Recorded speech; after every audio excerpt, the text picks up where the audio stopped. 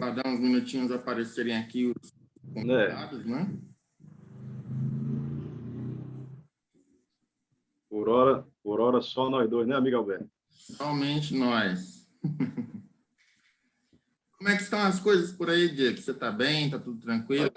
Rapaz, tô bem, mas nesses últimos 2 dias aí estava meio baleado. Na verdade, eu ainda tô meio baleado.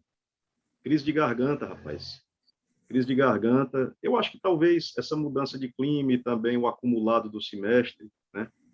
E aí acabei tendo uma crise de garganta, estava praticamente afônico ontem, mas tô melhor, graças a Deus. Vamos melhorando. Olha, eu vou te contar, Diego, uma tendência de modernidade que eu tenho enxergado, e eu vejo, às vezes fico meio impactado com isso, é como quando nós estávamos um do lado do outro, nós conseguíamos, de certa maneira, esconder os nossos problemas.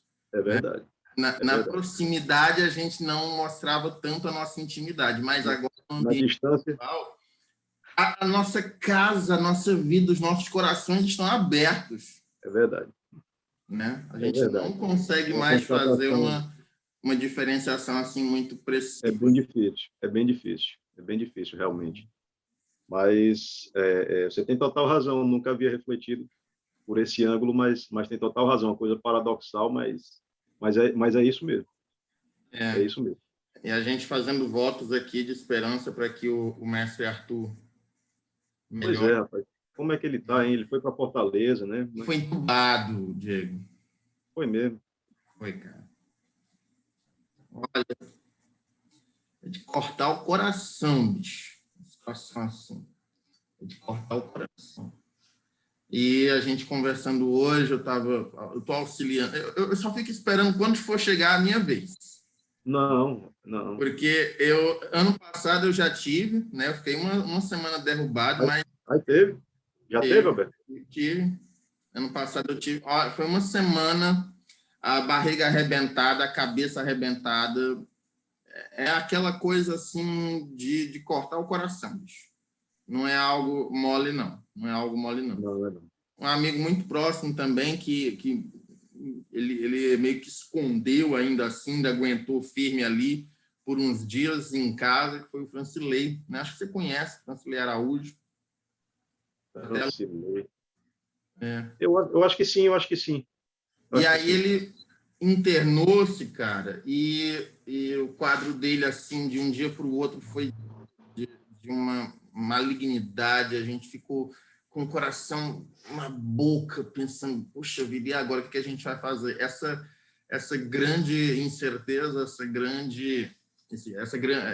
na análise eu tenho debatido isso, né? Essa grande mãe que nos cerca a todos, dizendo, você pode fazer isso, você pode fazer aquilo, você pode fazer aquilo outro, e a gente convive com o medo, a gente convive com a incerteza, com as desproporções, e isso dá um engasgo, dá uma coisa assim que... E aí a gente tem que se preocupar não apenas com a saúde física, né, mas também sobremaneira com a saúde mental para lidar com essa realidade, né, que a gente está vivendo, porque não é fácil não. Se a gente parar para ser totalmente racional, eu acho que não é o melhor caminho. Às vezes você até tentar desligar um pouco talvez seja melhor. Não é fazer pouco caso da seriedade, não, mas é porque se a gente realmente for levar ao pé da letra a seriedade da coisa, ninguém faz mais nada, não. A gente vive numa postura de guerra, né? A gente vive numa postura de guerra. Eu te digo isso porque a gente está naquele aspecto, assim, o colegiado das inteligências dos Estados Unidos, dos setores de inteligência dos Estados Unidos, ele divulgou um relatório dizendo que nós vivemos o pior momento da humanidade desde a Segunda Guerra Mundial. Eu acho que até de antes. E é uma coisa incrível. E eu não sei se tu conhece um autor, ele é um autor filósofo, mas que tem repercussões na sociologia também. O nome dele é Slavoj Žižek. Ele não. Assim, ele é um cara fantástico, ele tem reflexões muito interessantes. Ele diz, muita gente está dizendo que temos um período semelhante à ascensão do fascismo. E ele discorda. E eu comecei a mudar de ideia quando eu li um pouquinho dele. Ele disse que a gente, na verdade, está vivendo um momento muito semelhante à crise dos Estados nacionais anteriores à Primeira Guerra Mundial. Ou seja, o conflito, a grande zona de conflito, ela está chegando ainda, né? É verdade. A gente ainda não vive um momento de crise propriamente dito. Mas vamos lá. Boa tarde a todos. Meu amigo Jean, nosso amigo. Bem-vindos. Sejam todos muito bem-vindos. Mando um abraço para a Ana Caroline, para a Manuel, para a Ionara, para o Jean, para o José Williams, para a Mariane, para a Morgana. Prezados, meu nome é Alberto Dias. Este, ao meu lado, é o professor Diego Saboia. Nós seremos os responsáveis e os anfitriões de vocês hoje durante os debates sobre direito constitucional e processo constitucional. É uma alegria que a gente possa estar aqui hoje com vocês, conversando, debatendo. Nós vamos focar a nossa fala na prova da OAB, mas não impede também que o conhecimento que a gente repasse, o conhecimento aqui que a gente compartilhe, seja utilizado por vocês em outros segmentos da vida estudantil, acadêmica e profissional que vocês venham a exercer. Dito isso, a nossa organização ela vai contar principalmente com a resolução de questões, dividida em dois momentos. A primeira parte, o Saboia, que se encarregará com seu brilhantismo inato e a sua proficiência, a exposição de terminologias de questões em torno do direito constitucional, e uma segunda parte, talvez um tanto mais reduzida, falará da disciplina de processo constitucional. E eu trarei para vocês aqui também algumas questões onde a gente vai poder abordar as temáticas, os temas que são mais caros e que têm sido elaborados nos exames. O nosso foco é a resolução de questões para que vocês possam ter atenção, possam ter um local de busca para nos seus estudos, tá certo? Em qualquer momento vocês podem ficar à vontade para perguntar, a gente vai ficar de olho aqui nas questões. E sem mais delongas, já que a gente tem apenas até às 6 da tarde para poder conversar, eu passo aqui a palavra ao mestre Diego e para que vocês sejam abrilhantados com essa grandeza solar, né, da qual somos apenas reflexos lunares. Grande mestre, por favor, fique à vontade. Inicialmente, boa tarde a todos. Saudar o colega Alberto, agradecer pelas sempre gentis palavras. O professor Alberto é uma das pessoas mais llanas, né, mais corteses que eu tenho a felicidade de poder dizer que sou amigo, né? Então, mas não acreditem em tudo aí que ele falou, não, tá certo? Eu não sou merecedor de todos esses elogios aí do meu querido amigo Alberto, tá? Na verdade, ele estava se referindo a ele, né? Ele sim é merecedor desses elogios, tá? Então, muito obrigado, meu amigo Alberto, pelas gentis palavras, né? Pela introdução. Agradecer a todos os alunos, né? Nossos queridos alunos que nos honram, na realidade, né, que nos dignificam ao nos assistir, né, para a gente discutir aqui um pouco, de um ponto de vista mais procedimental, né, que não é a tônica da nossa disciplina ou das nossas disciplinas na faculdade, enquanto construtores de ciência. Aqui há um recorte epistemológico, há algo mais específico, que é exatamente essa aplicação ao exame da ordem, não é? E como o professor Alberto muito bem falou, né, tocou a nós aqui, pessoal, falarmos sobre direito constitucional e também sobre o processo constitucional, tá? Então, é lógico, pessoal, que em cerca de 1 hora não daria para nós dissecarmos todas as questões referentes a todos os grandes temas do direito constitucional, não é? E muito menos também do processo constitucional. Então, muito boa tarde aí, a nossa amiga Elaine também vem chegando, seja bem-vindo. Mas nós acabamos selecionando algumas questões que, de uma certa forma, pessoal, acabam abarcando, não é, uma boa parte dos grandes temas trazidos pelo direito constitucional, né? Então, observem que nós vamos focar aqui o nosso os nossos comentários dentro de uma relativa linearidade. Por quê? Porque, vejam bem, meus amigos, a gente vai partir aqui desde a teoria geral do direito constitucional, tá certo? Com noções de constitucionalização, de constitucionalismo, características das normas constitucionais, nós teremos questões que versarão sobre isso, tá?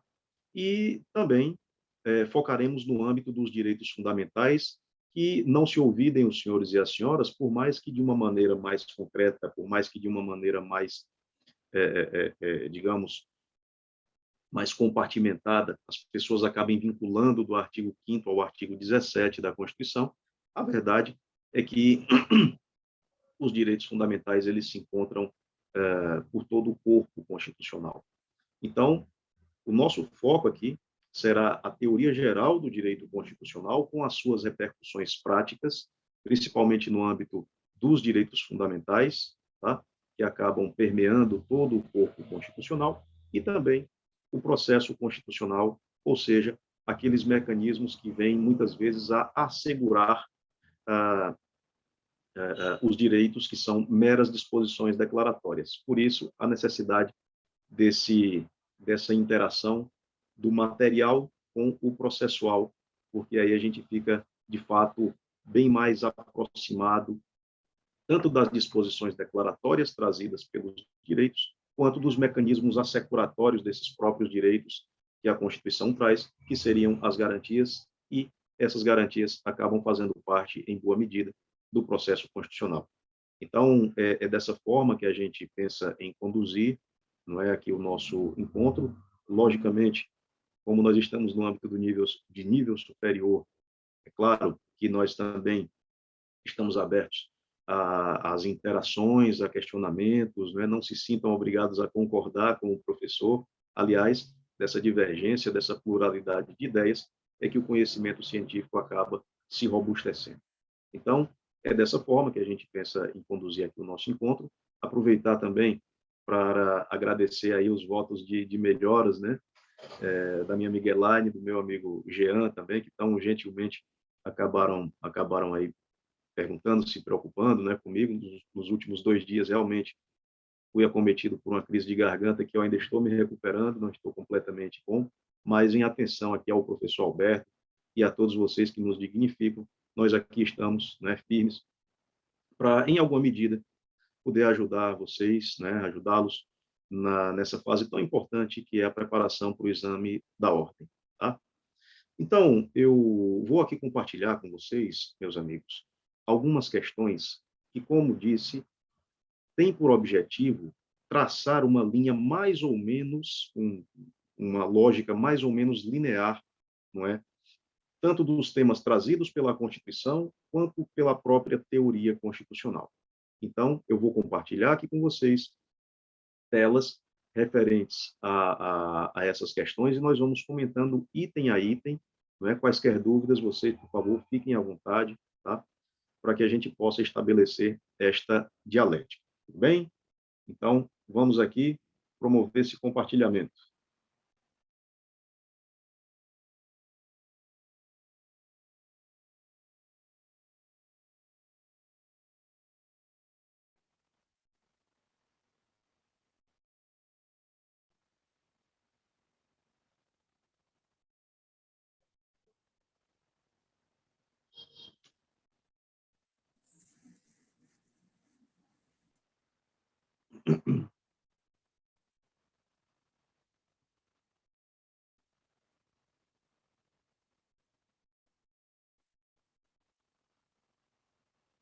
Bom, todos conseguem visualizar? Está visível aí direitinho para todo mundo? Diego, estamos vendo, mas a sua câmera está desligada. Pronto, melhorou agora? Pronto, Chegou aí? agora estamos perfeitos. Ótimo, ótimo. Maravilha. Pronto, que bom, que bom. Meus amigos, vejam, primeiro uma explicação de ordem mais procedimental para vocês. Ao analisar as provas da OAB, o que eu tive a oportunidade de verificar é que nem sempre, e claro, isso é natural de exames, né?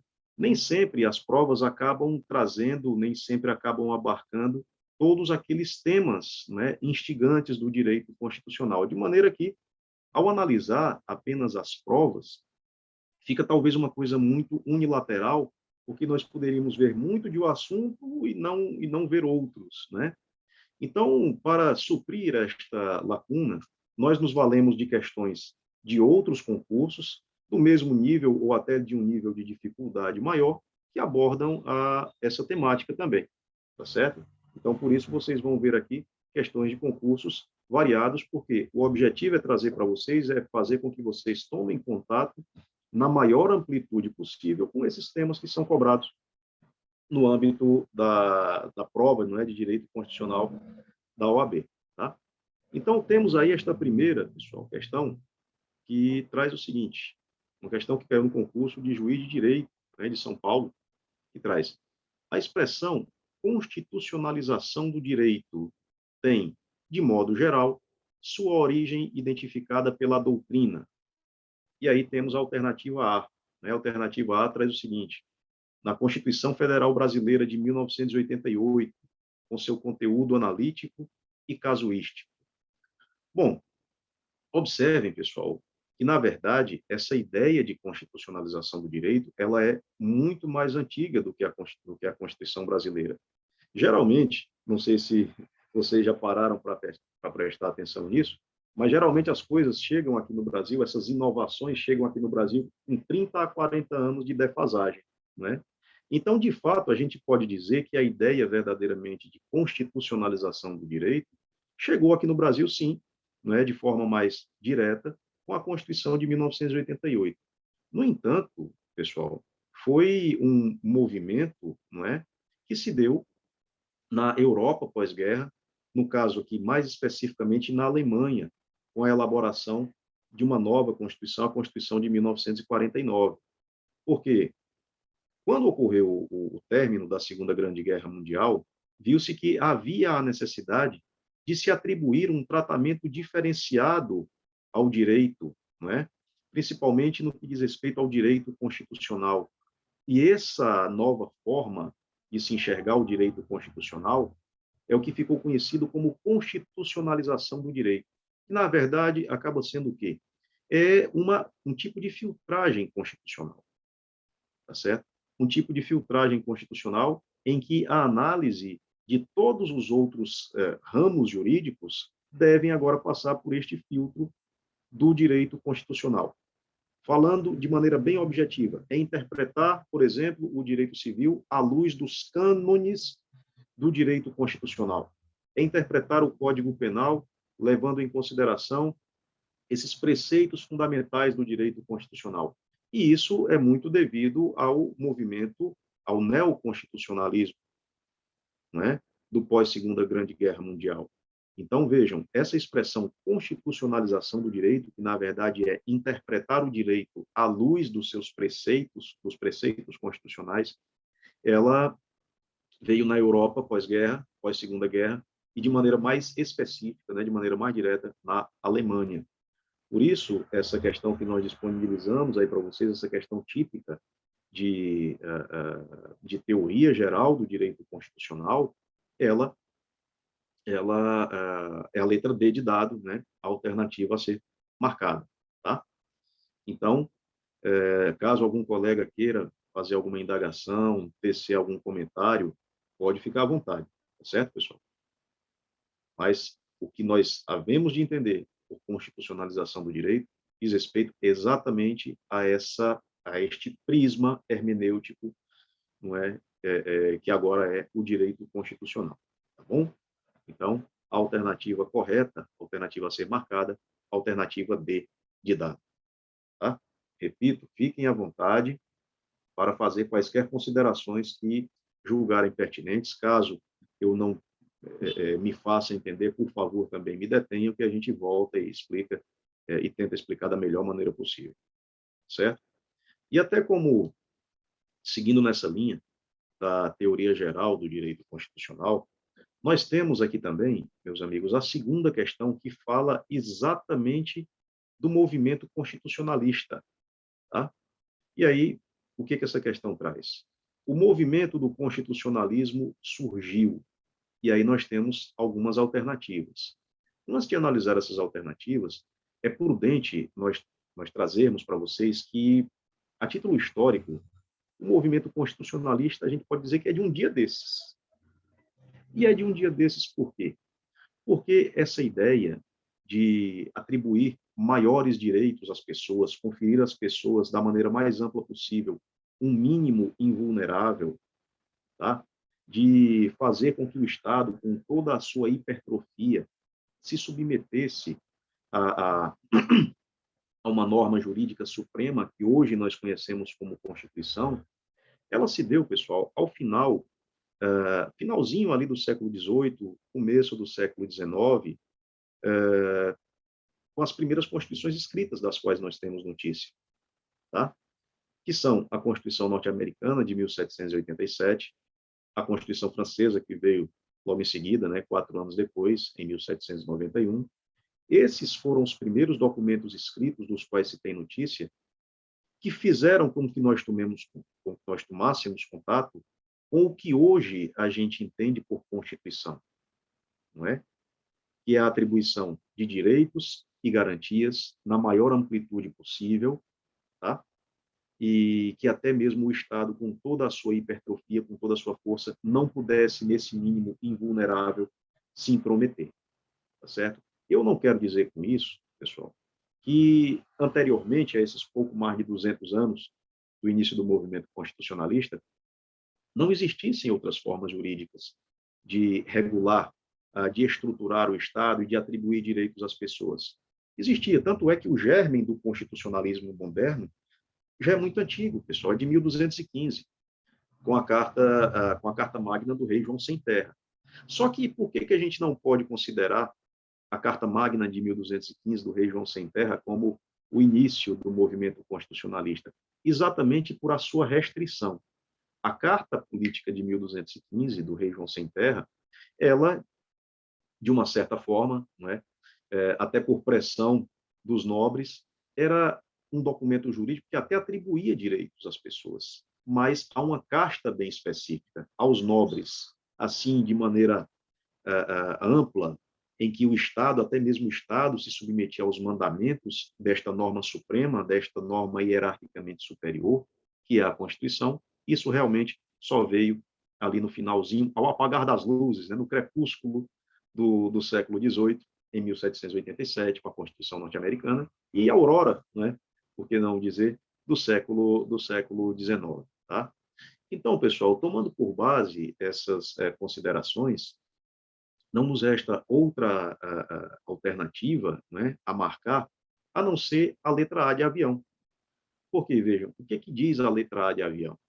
No final do século XVIII, o movimento constitucionalista, né, surgiu no final do século XVIII, com a elaboração das primeiras constituições escritas, com o objetivo de assegurar direitos e coibir o arbítrio, mediante a separação de poderes, né?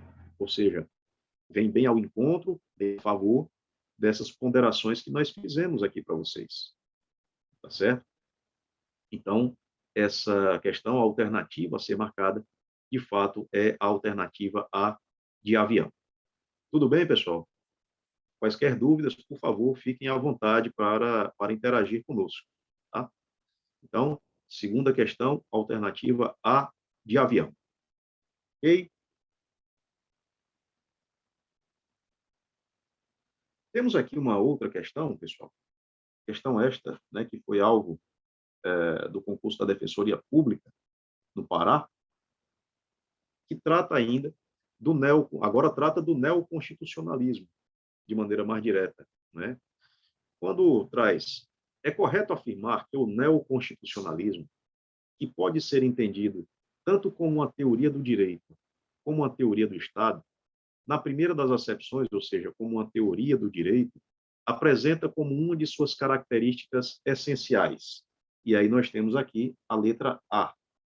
A letra A que traz o seguinte: a sobreinterpretação constitucional como forma de integração constitucional, assim entendida como uma interpretação extensiva da Constituição, de forma que de seu texto se possam extrair normas implícitas, de modo a se afirmar que ela regula todo e qualquer aspecto da vida social e política, disso resultando a inexistência de espaços vazios de normatização constitucional, relativamente aos quais a atividade legislativa estaria previamente regulada ao nível constitucional. Vejam, meus amigos, primeiro de tudo, quando a gente fala do movimento neoconstitucionalista, isso significa dizer, pessoal, que houve uma perspectiva, foi atribuída uma perspectiva diferente, sobremaneira principiológica ao direito constitucional, lembrando que princípio não se confunde com valor, princípio é norma jurídica. Portanto, dotado de cogência, dotado de obrigatoriedade. E até por essa razão, nós não podemos conceber os princípios que constituem, digamos, o cerne do movimento neoconstitucionalista. É pena que o movimento neoconstitucionalista tenha sido tão mal compreendido aqui no Brasil, porque aqui no Brasil o neoconstitucionalismo é entendido como a atribuição de poderes ilimitados para que o julgador acabe atribuindo os significados às normas jurídicas da maneira que melhor lhe aprouver. E não é bem assim. Tá? O neoconstitucionalismo, ele, em alguma medida, é uma forma de atenuar os rigores de um direito pura e simplesmente positivista. Tá? Porque, com a derrocada dos sistemas totalitários ao final da Segunda Grande Guerra Mundial, observou-se a necessidade de um direito que, sim, fosse um direito escrito, positivo, mas que ele tivesse alguns limites e vínculos. Não é? Então, é nesse sentido que nós devemos conceber o neoconstitucionalismo. Tá?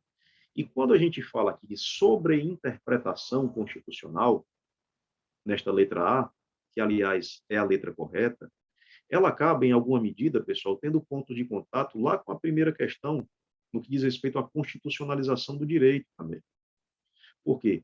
Porque essa sobreinterpretação constitucional, ela traz uma ideia de completude do ordenamento jurídico, ao se referir a essas normas implícitas.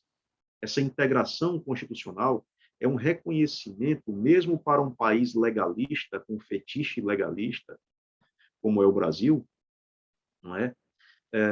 As pessoas, elas, há um reconhecimento dessa falência de que não vai haver norma constitucional, não vai haver lei capaz de prever todas e quaisquer situações que possam ocorrer no social que reclama essas respostas do direito.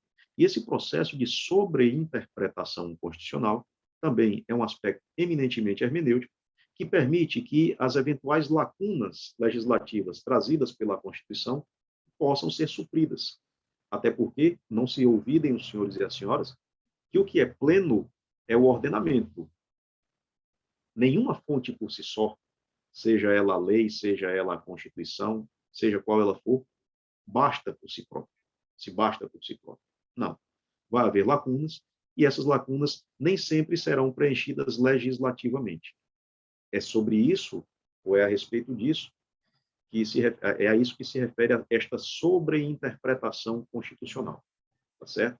Permite uma interpretação mais ampliativa da Constituição, sanando-lhe eventuais vazios, não é, que possam dela decorrer. É isso que se há de entender sobre, com perdão do trocadilho, sobre a interpretação constitucional, que vem bem ao encontro do movimento neoconstitucionalista, tá? Ali de meados do século XX, como nós dissemos, ao término da Segunda Grande Guerra Mundial. Tá? Quanto a essa questão, portanto, essa questão número 3, acaba trazendo essa letra A como sendo a alternativa correta. Repito, havendo dúvidas, por gentileza, me detenham.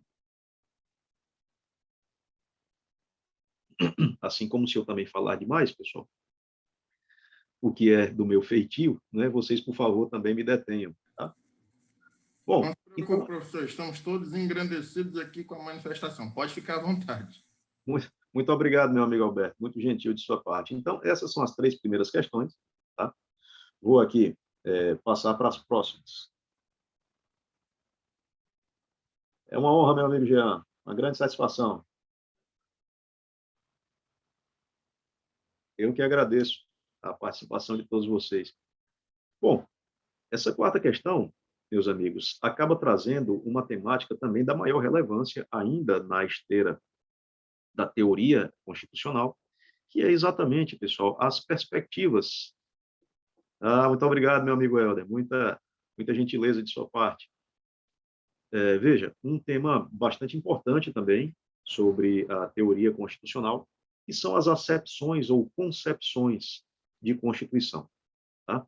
Então, nós temos aqui duas assertivas, pessoal, e cada uma delas acaba se referindo a um autor que se dignou pensar qual seria o fundamento da Constituição, não é? Então, nós temos aqui duas assertivas. A primeira traz o seguinte: Constituição é a soma dos fatores reais de poder que regem uma determinada nação. E a assertiva número 2, pessoal, acaba trazendo o seguinte: Constituição é a decisão política fundamental sem a qual não se organiza ou se funda um Estado. Sendo assim, pessoal, pergunta aqui a questão. Assim, é correto afirmar que os conceitos 1 e 2 podem ser atribuídos respectivamente a quais pensadores? Observem, meus amigos, que esse primeiro item, ele acaba sendo muito particular, muito característico de um autor, não é? Que é Ferdinand Lassalle, com a sua perspectiva sociológica de Constituição. Esta perspectiva sociológica de Constituição acaba trazendo que existem, na realidade, dois tipos de Constituição. Existe a Constituição escrita, que é essa materialmente falando, né, nossa, e existe uma Constituição que ele chamou de Constituição Real. E essa Constituição Real, em realidade, seria o quê? Seria exatamente os interesses, as vontades dos grupos políticos e econômicos que têm força suficiente para fazer valer estes seus interesses, não raro escusos, não é? De forma que, se a Constituição escrita não estivesse de acordo com a Constituição Real, que a rigor são a vontade desses reais fatores de poder, que são esses grupos políticos, né? A nossa Constituição escrita não passaria de uma mera folha de papel. Isso é muito característico de Ferdinand Lassalle, tá? Então, por isso, é como se a nossa Constituição escrita, ela tivesse a miserável função apenas de legitimar os interesses desses reais fatores de poder, repito, grupos políticos e econômicos com força suficiente para fazer valer esses seus pontos de vista, né, esses seus interesses. Então, é algo que caracteriza Ferdinand Lassalle. Tá? E a segunda, a Constituição é a decisão política fundamental sem a qual não se organiza ou se funda um Estado. Pessoal, outra característica também muito... Quando vocês virem essa expressão, né, reais fatores de poder, quando virem esta expressão, decisão política fundamental, são nomes são expressões que vocês devem ficar bastante atentos, porque elas caracterizam um autor especificamente. No caso aqui, fatores reais de poder, Ferdinand Lassalle. Tenham só cuidado, porque quando vier também reais fatores de poder, eles podem estar se referindo a um outro autor chamado Conrad Hesse. A diferença de Lassalle para Hesse é que, enquanto para Lassalle a Constituição escrita ela seria unilateralmente condicionada, ou seja, ela seria condicionada totalmente pelos reais fatores de poder, por esses fatores extrajurídicos, daí a perspectiva de Lassalle ser conhecida como perspectiva sociológica. Para Conrad Hesse, não. Para Conrad Hesse haveria um condicionamento recíproco entre a Constituição e esses reais fatores de poder. Um condicionaria o outro, né? Então, fiquem atentos a estas expressões, e no caso dessa segunda aqui, decisão política fundamental. É muito próprio, pessoal, da perspectiva política de Constituição, da perspectiva política, não é, de Constituição, que seria, não é, atribuída a Carl Schmitt, tá? Carl Schmitt, em uma obra, pessoal, chamada Teologia Política, que ele escreveu no início dos anos 30, em que ele acaba assemelhando, né, os institutos da então ciência política moderna a institutos próprios ou a dogmas próprios da religião. Tá? Tanto que para Ô, meu amigo Emanuel, muito obrigado. Muita gentileza da sua parte, meu irmão. Então, tanto que para Carl Schmitt, né, a figura do soberano se assemelhava à figura de Deus. Tanto é que, para ele, o soberano é aquela pessoa que tem o poder de decretar o estado de exceção. Não me admira que Hitler, certa vez, tenha feito uma verdadeira ode, né, uma declaração de amor praticamente a Carl Schmitt, porque foi ele que possibilitou o embasamento teórico da implantação de um regime totalitário. Então, por isso, essa quarta questão diz respeito aí às figuras de Ferdinand Lassalle e de Carl Schmitt. Tá? Bom, portanto, alternativa D ser marcada. Tá? Pessoal, a próxima questão. A próxima questão diz respeito a um tema, né, que é a aplicabilidade das normas constitucionais. Tema esse trazido magistralmente pelo grande professor José Afonso da Silva. Tá? É isso que busca aqui, esta questão busca indagar de vocês. E aí traz alguns dispositivos, né? Como no caso, o artigo 242 da Constituição Federal, que traz o seguinte: o princípio do artigo 206, inciso 4, que é a gratuidade do ensino público em estabelecimentos oficiais, não se aplica às instituições educacionais oficiais criadas por lei estadual ou municipal e existentes na data da promulgação desta Constituição, que não sejam total ou preponderantemente mantidas com recursos públicos. Esse é o caput. Parágrafo 1º. O ensino da história do Brasil levará em conta as contribuições das diferentes culturas e etnias para a formação do povo brasileiro. E parágrafo 2º, acaba trazendo aí que o Colégio Pedro II, localizado na cidade do Rio de Janeiro, será mantido na órbita federal.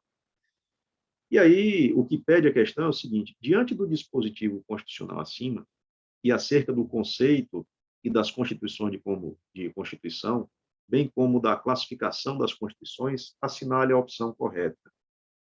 Veja, pessoal, é importante a gente trazer aqui para vocês o seguinte: esse artigo, ou essa questão, ela se refere sobremaneira à situação da aplicabilidade das normas constitucionais e também acaba trazendo ou dizendo respeito, né, à classificação da Constituição. Então, vejam, pessoal, a alternativa A. As normas contidas no dispositivo acima transcrito podem ser caracterizadas como materialmente constitucionais, porquanto traduzem a forma como o direito social à educação será implementado no Brasil. Meus amigos, é uma alternativa errada. Por quê? Porque quando a gente fala de normas materialmente constitucionais, nós estamos nos referindo a normas que têm o conteúdo em si constitucional. E quais são essas normas que têm o conteúdo eminentemente constitucional? São as normas que tratam da organização, ou seja, da estruturação do Estado. São aquelas normas que tratam de direitos e garantias fundamentais e que tratam das relações entre os poderes. A rigor, são esses os tipos de normas que acabam caracterizando-se como materialmente constitucionais. No entanto, nem toda norma que está dentro da Constituição tem o conteúdo constitucional. Não é materialmente constitucional. São as chamadas normas formalmente constitucionais. São normas que, a rigor, têm conteúdos de outros ramos jurídicos, como, por exemplo, o direito previdenciário, o direito administrativo, o direito penal, o direito civil, mas que o legislador ouve por bem, em razão da grande importância, não é, que essas temáticas têm, trazê-los para dentro da Constituição e, com isso, estas normas gozarem de uma maior proteção. Só lembrando que não há hierarquia entre normas constitucionais. Mesmo as normas consideradas formalmente constitucionais, elas estão em pé de igualdade. Não há nenhuma hierarquia quando a gente as compara às normas materialmente constitucionais.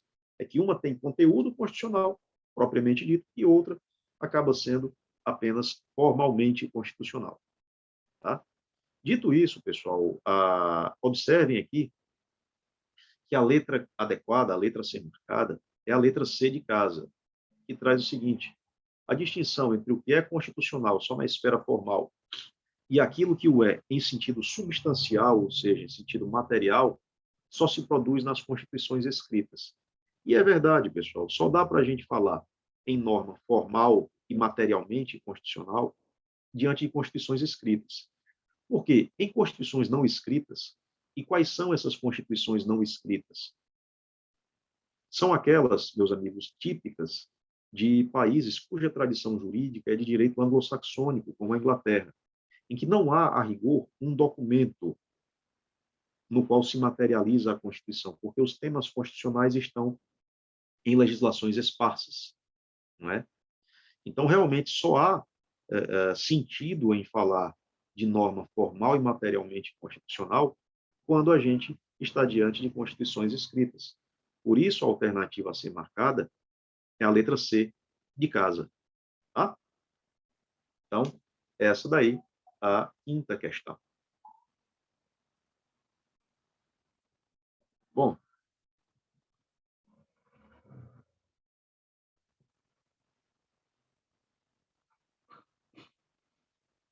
próxima questão, pessoal.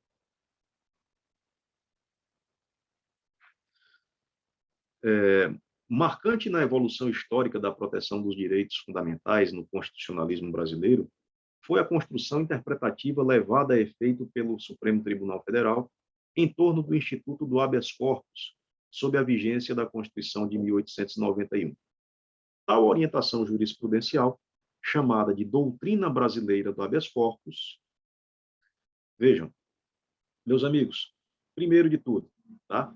Letra A, consubstanciou a principal fonte de inspiração do mandado de segurança, right, introduzido no ordenamento jurídico a partir da Constituição de 1934. Meus amigos, vejam que uma coisa que vocês também devem ficar muito atentos é no que diz respeito à evolução constitucional. E esta evolução constitucional diz respeito à nossa trajetória em termos de Constituição, né? E desde a primeira, em 1824, ainda na época do Império, até a nossa atual, de 88, já foram 7 constituições. Então, é prudente que vocês tentem identificar pelo menos as principais características de cada uma dessas constituições. Porque, por exemplo, a Constituição de 1891 foi a nossa segunda Constituição, tá? A primeira da era republicana. E o Supremo Tribunal Federal, ele foi criado, aliás, no âmbito dessa Constituição de 1891. Porque o que existia até então era o Supremo Tribunal de Justiça, é isso mesmo, Supremo Tribunal de Justiça. Com a Constituição de 1891, foi criado o nosso glorioso e imaculado STF, né?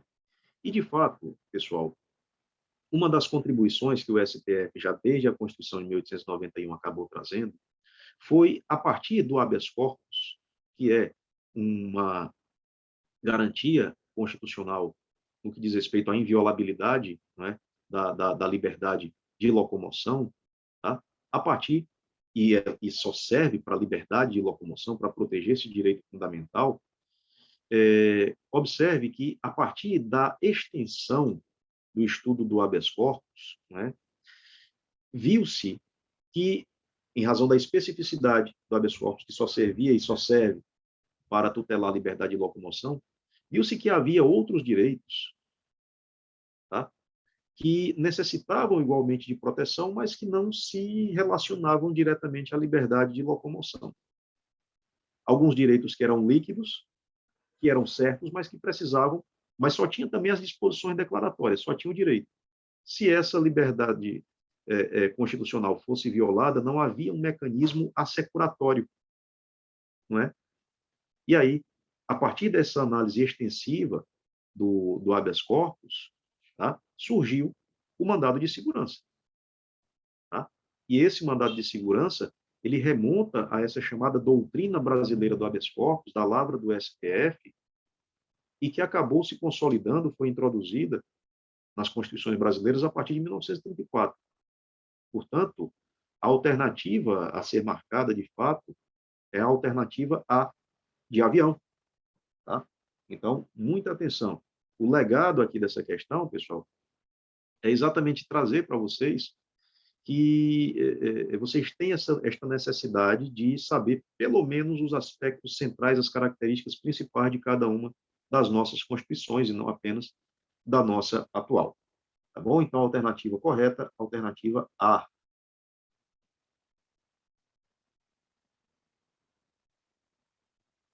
Sétima questão.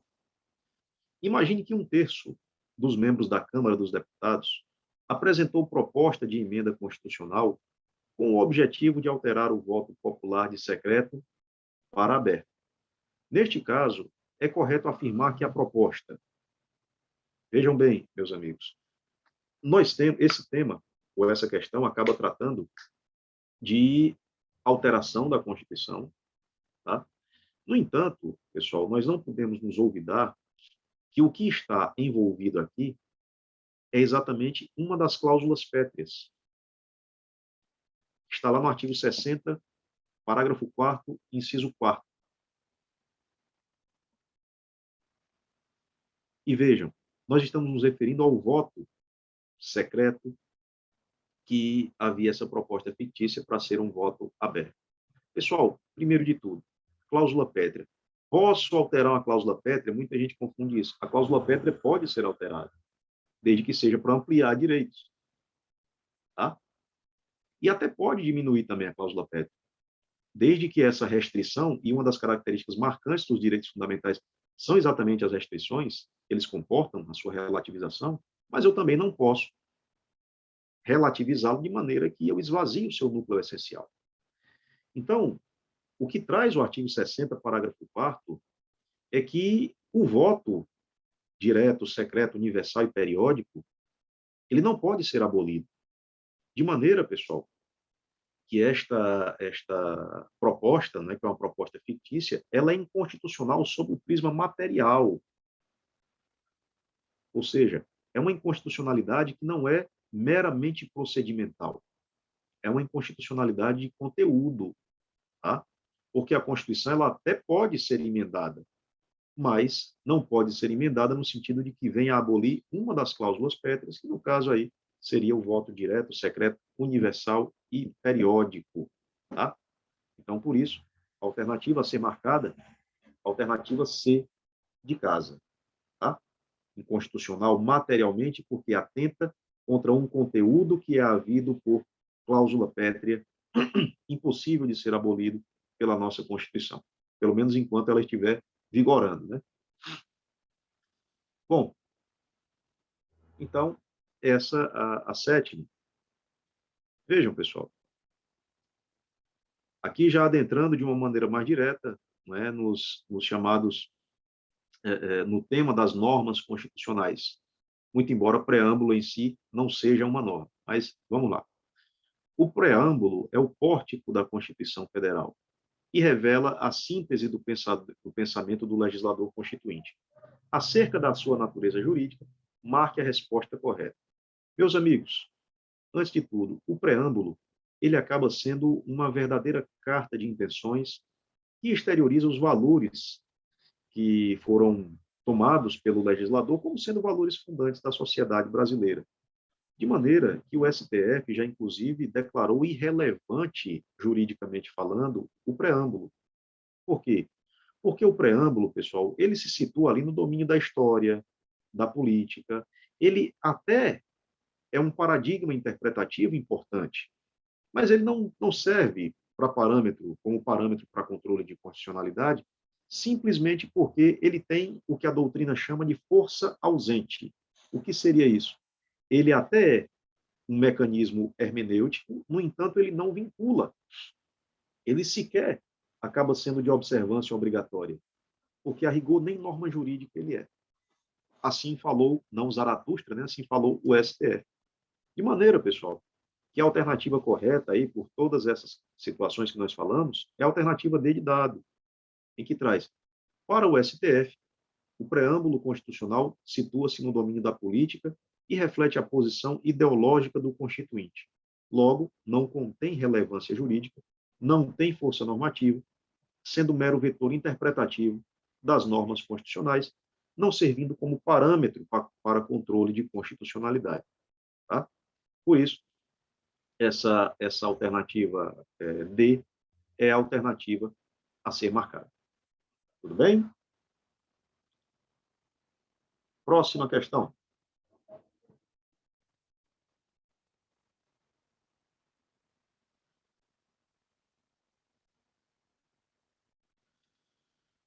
José Afonso da Silva classifica as normas constitucionais quanto à aplicabilidade em 3 espécies: normas de eficácia plena, contida e limitada. O artigo 93, inciso 9 da Carta Magna, aduz que todos os julgamentos dos órgãos do Poder Judiciário serão públicos e fundamentadas todas as decisões, sob pena de nulidade, podendo a lei limitar a presença em determinados atos às próprias partes e a seus advogados, ou somente a estes, nos quais se preservarão a preservação do direito à intimidade do interessado no sigilo e não prejudique o interesse público à informação. Nesse sentido, o artigo é exemplo de norma constitucional. Vejam, pessoal, há uma classificação tradicional do professor José Afonso da Silva, no que diz respeito à eficácia, à aplicabilidade das normas constitucionais, que são as normas de eficácia plena, contida e limitada. As normas de eficácia plena são aquelas normas que podem ser aplicadas logo, imediatamente, e não podem ter o seu alcance restringido, pelo menos não no sentido de esvaziar-lhe o conteúdo, por uma normatização posterior. Como, por exemplo, são exemplos desse tipo de norma, as normas que tratam de direitos e garantias fundamentais.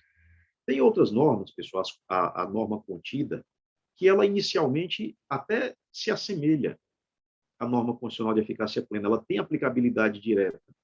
No entanto, pode sobrevir uma legislação, ou seja, vem uma legislação posterior, e pode restringir o acesso a esse direito apenas a algumas pessoas que satisfaçam os requisitos legalmente exigidos, como é o caso do direito ao trabalho. A Constituição diz, olha, qualquer pessoa pode exercer o trabalho, o ofício, a profissão que quiser, atendidas as qualificações profissionais que a lei exigir. Ou seja, a rigor, qualquer um pode trabalhar naquilo que quiser. No entanto, se a lei exigir qualificações especiais, esse acesso a esse trabalho, ou algum tipo de trabalho, vai ficar restrito a quem satisfizer essas exigências. E ainda tem a norma constitucional de eficácia limitada, que é aquele tipo de norma que somente projeta efeitos a partir do instante em que existe uma normatização posterior. Tá? Então, por essas razões, a alternativa a ser marcada é a alternativa B de bola. Tá? Por quê? Nós temos aqui uma situação em que a norma é contida, essa norma que trata aqui do artigo 93, inciso 9, do dever, né, que as decisões que o magistrado tem de fundamentar as suas decisões, e no que diz respeito aqui também à limitação à presença nas audiências, é contida, porque a norma constitucional é dotada de aplicabilidade direta, imediata, mas não integral, porque admite-se contenção do seu conteúdo. E onde é que está essa contenção? Tá? Está, meus amigos, bem nesta situação aqui, podendo a lei limitar em determinados atos as próprias partes e a seus advogados.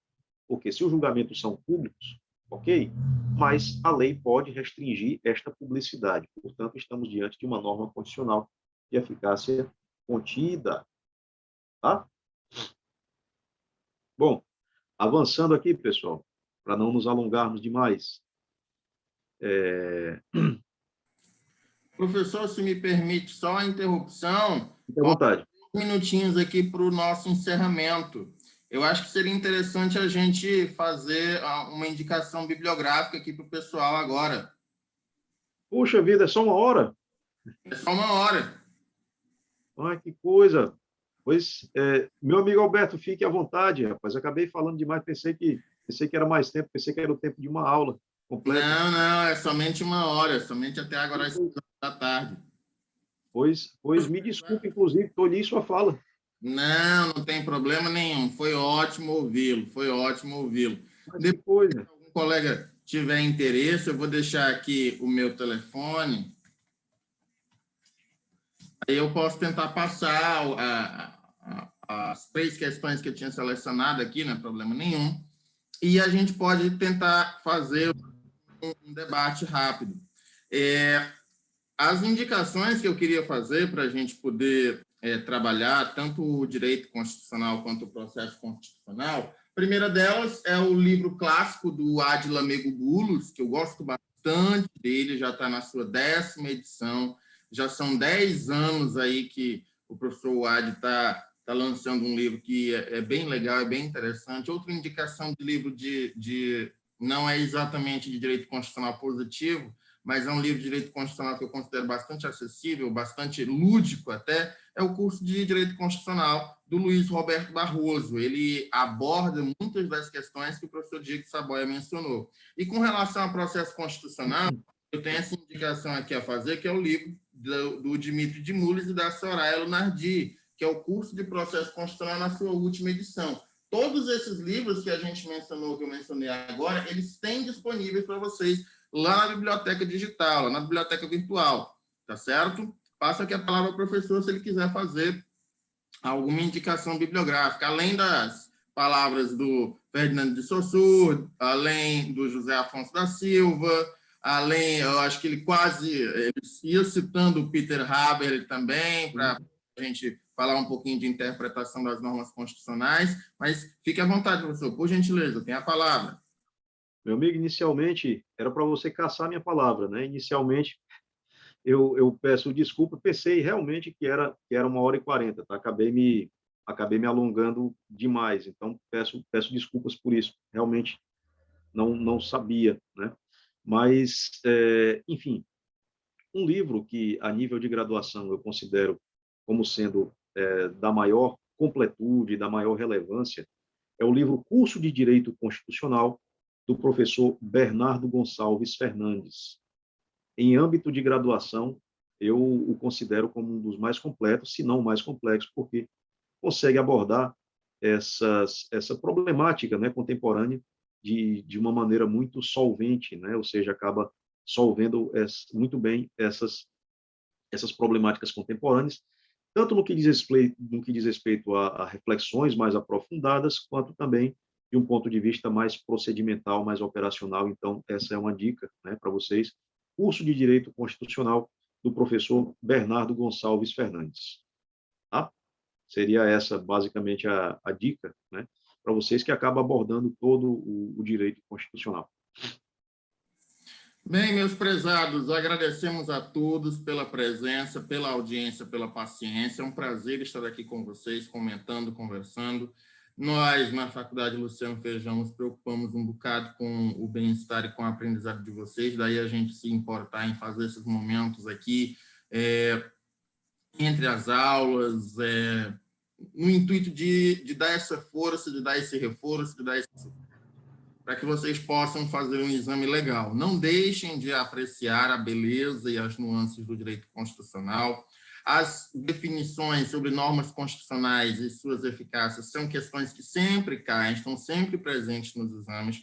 Deem uma olhadinha com muita atenção, por gentileza também, nos autores de base do constitucionalismo, como o professor Diego mencionou. E, de resto, era isso. Temos muito a agradecer, desejamos a vocês bons estudos, boas aulas, e tudo de melhor. Mantenham-se em segurança e deixem os outros também em segurança. Nós vamos nos encontrar novamente, a gente vai sair dessa situação difícil e vamos encontrar novos horizontes. Muito agradeço ao professor Diego Saboia, sempre uma honra, uma alegria estar ao seu lado. Muito obrigado, viu? Pessoal, agradecer mais uma vez aos colegas, né, que participaram, que nos honraram com a sua presença, e dizer que também é sempre uma grande satisfação poder estar aqui ao seu lado. Tá? Um abraço, pessoal. Até mais. Boa noite a todos. Muito boa sorte, pessoal.